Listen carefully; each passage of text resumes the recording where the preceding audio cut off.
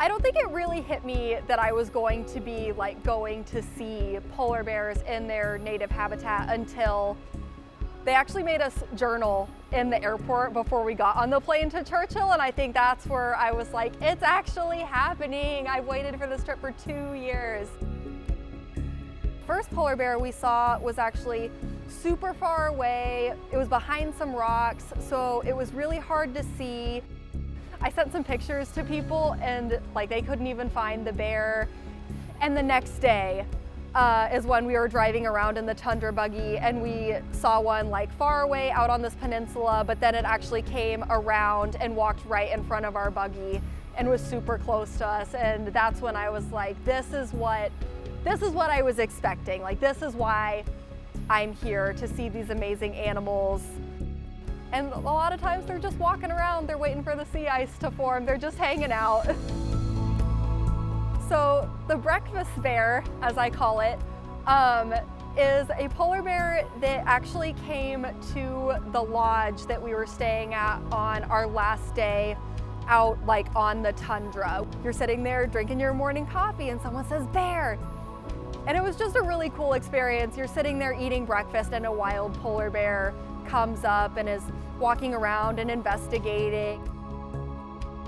It was actually breakfast bear, I think, that I had the moment of, we like almost made eye contact, and there's just a different emotional pull. You feel this connection.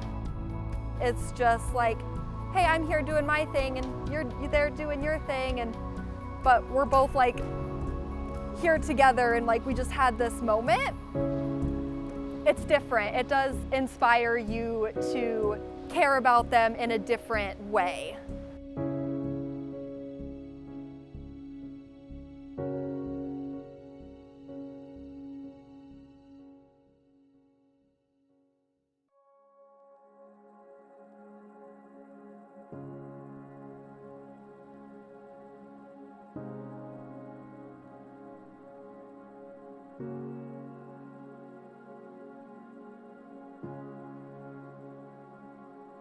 Climate change doesn't just affect polar bears, it affects all of us.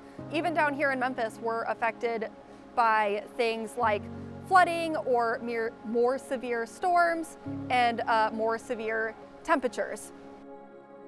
That's why we should really care. We should care about each other. We should care about protecting the environment for not just polar bears, but all animals and all people and places around the world.